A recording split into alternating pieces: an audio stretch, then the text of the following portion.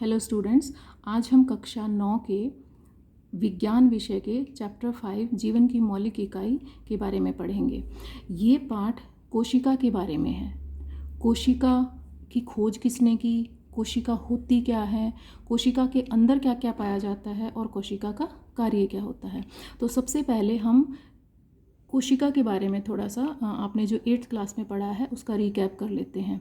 जो भी जीव हैं, चाहे वो एक कोशिकीय हैं, चाहे बहुकोशिकीय हैं, चाहे प्रोकैरियोटिक हैं, चाहे यूकैरियोटिक हैं, सभी जो जीव हैं वो कोशिका से बने होते हैं। ठीक है ना। जैसे कोई भी आपको मान लिया कोई मकान शुरू करना है, घर बना रहे हैं, तो उसके लिए हमें एक बेसिक बिल्डिंग ब्लॉक चाहिए होता है जिसके बिना ढांचा नहीं तैयार हो सकता। तो वो क्या होती है? ईंट। इसी तरीके से जीवों के शरीर को बनाने के लिए जो बेसिक रचनात्मक इकाई है वो क्या है? कोशिका। अब कोशिका की खोज किसने की? कोशिका की खोज रॉबर्ट हुक नाम के वैज्ञानिक ने 1665 में की। उन्होंने कैसे इसकी खोज की? उन्होंने कॉर्क लिया। कॉर्क होता है लकड़ी की, जो पेड़ की छाल होती है ना, उससे बनता है। तो उस कॉर्क की उसने ऐसे पतली पतली ब्लेड की हेल्प से स्लाइसेस कट की और उसने अपने द्वारा निर्मित सूक्ष्मदर्शी के नीचे उनको रख के देखा तो उन्हें इस प्रकार से मधुमक्खी के छाते जैसी संरचनाएं दिखाई दी और प्रत्येक कोष्ठ को उसने कोशिका कहा, सेल कहा। सेल एक लैटिन शब्द है जिसका मतलब होता है a small chamber, a little room. Okay, तो ये था कोशिका के बारे में, कोशिका की खोज के बारे में। अब कोशिका के अंदर जैसे हमारी बॉडी में हमारी एक्टिविटीज़ को कंट्रोल करने के लिए ब्रेन है, वैसे ही कोशिका की एक्टिविटीज़ को कंट्रोल करने के लिए केंद्रक होता है। तो उस केंद्रक की खोज किसने की? रॉबर्ट ब्राउन ने की। अब जो रॉबर्ट हुक ने कोशिका की खोज की थी वो कोशिकाएं मृत थी। कॉर्क एक मृत ऊतक होता है। पहली जीवित कोशिका की खोज किसने की? ल्यूवेनहॉक ने की। ये 1 मार्क में पूछे जा सकते हैं, सो ये पॉइंट्स आपने लर्न करने हैं।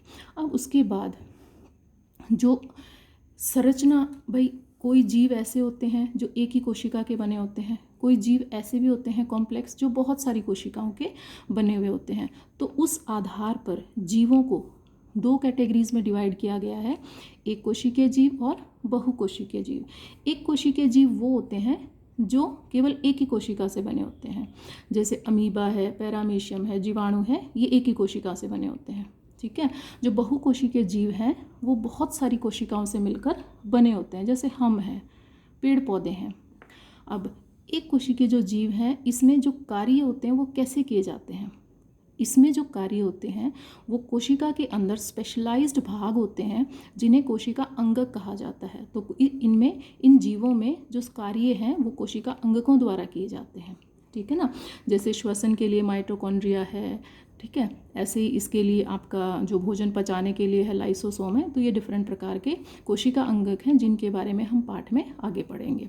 जो बहुकोशिकीय जीव हैं इनमें भी डिवीजन ऑफ लेबर होता है, यानी कि काम का बंटवारा होता है। तो जैसे हमारे शरीर में है, पाचन का काम क्या कौन करता है? पाचन तंत्र करता है। श्वसन का काम श्वसन तंत्र करता है। अब उन तंत्र में अलग अलग प्रकार के अंग और ऊतक होते हैं। तो इनमें जो विभिन्न कार्य हैं वो विभिन्न प्रकार के ऊतकों और अंगों द्वारा किए जाते हैं। जंतु हैं, पौधे हैं। अब हम आते हैं कि चाहे कोई भी कोशिका है, चाहे वो प्रोकैरियोटिक कोशिका है, चाहे यूकैरियोटिक कोशिका है, चाहे पादप कोशिका है, चाहे जंतु कोशिका है, मतलब जो भी कोशिकाएं हैं उन सब में ये पार्ट तो मिलेंगे ही मिलेंगे। ये मुख्य भाग हैं। इसके अलावा और भी हो सकता है किसी में, जैसे पौधों में कोशिका भित्ति हो सकती है, लेकिन ये 3 मेन पार्ट हैं, मुख्य भाग हैं किसी भी कोशिका के। सबसे पहले है कोशिका झिल्ली, केंद्रक और कोशिका द्रव्य। हम इसकी डिटेल संरचना पढ़ेंगे, लेकिन अभी आपको रफ सा बना के दिखा देती हूँ। मान लिया ये एक कोशिका है।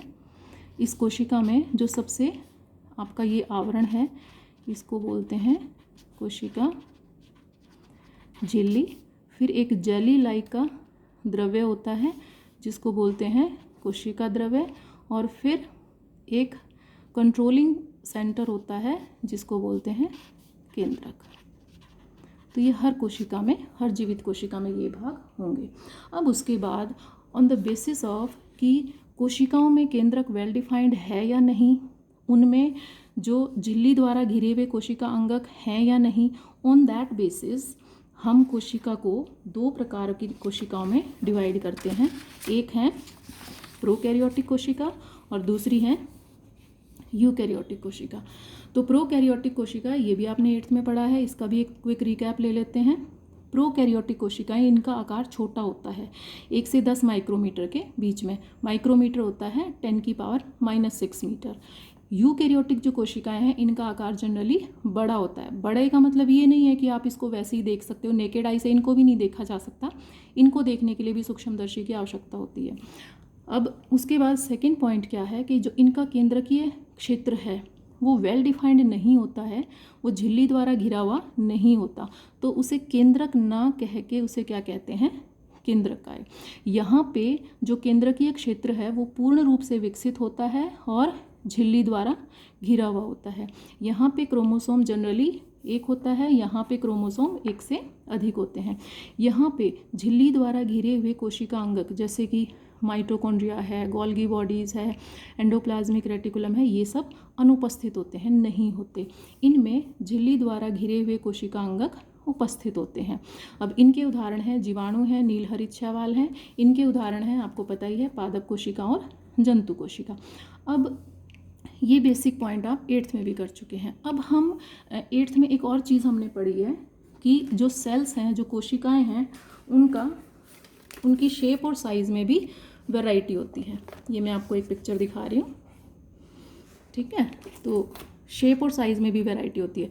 जैसे ये हमारी लिवर सेल्स हैं, ये फैट सेल्स हैं जो फैट स्टोरेज का काम करती है। ये हमारी मांसपेशियों में जो सेल्स पाई जाती हैं, ये हमारे ब्रेन में जो सेल्स पाई जाती हैं, ठीक है। ये एक कोशिकीय जीव है क्लेमाइडोमोनास, ये दूसरा एक कोशिकीय जीव है अमीबा। ये है हमारी लाल रुधिर कोशिकाएं जो हमारे ब्लड में पाई जाती हैं। सबकी शेप अलग अलग है, ठीक है ना। अब इसके लिए ऐसा नहीं है कि भाई इसके लिए भी कोई रीज़न है, इनकी शेप अलग अलग क्यों है, इनके कार्य के आधार पर है। ये फैट स्टोरेज का कार्य करती हैं, इसलिए इनका ज़्यादातर एरिया जो है फैट ने कवर कर रखा है। ये मूवमेंट का काम करती हैं हमारी बॉडी में, ये हमारी बॉडी में एक पार्ट से दूसरे पार्ट में संदेश भेजने का कार्य करती हैं, इसीलिए ये हमारे शरीर की सबसे लंबी कोशिकाएं होती हैं। तो अलग अलग कोशिकाओं का अलग अलग आकार होता है और ऐसा इसलिए होता है क्योंकि वो अलग अलग प्रकार के कार्य करती हैं। तो आज के लिए हमारा इतना टॉपिक है। आपने 2 क्वेश्चन दिए हुए हैं आपकी बुक में। एक दिया हुआ है कि कोशिका की खोज किसने की और कैसे की, रॉबर्ट हुक ने की, ये हमने स्टार्टिंग में ही कवर किया है। इसके बारे में ये क्वेश्चन आप आंसर खुद से लिखेंगे, कैसे की वो मैंने बता दिया है। दूसरा एक क्वेश्चन दिया हुआ है कि कोशिका को जीवन की रचनात्मक और क्रियात्मक इकाई क्यों कहते हैं। ऐसा इसलिए है क्योंकि जितने भी जीव हैं वो कोशिका के बने हुए होते हैं, सभी जीव कोशिका के बने हुए होते हैं, और जो भी कार्य जीवन के लिए आवश्यक हैं, जो हमारे जीवों में होते हैं, वो सभी कार्य कोशिका में भी होते हैं। तो इसीलिए कोशिका को जीवन की रचनात्मक और क्रियात्मक इकाई कहा जाता है। नेक्स्ट टॉपिक हम नेक्स्ट क्लास में कवर करेंगे। Thank you.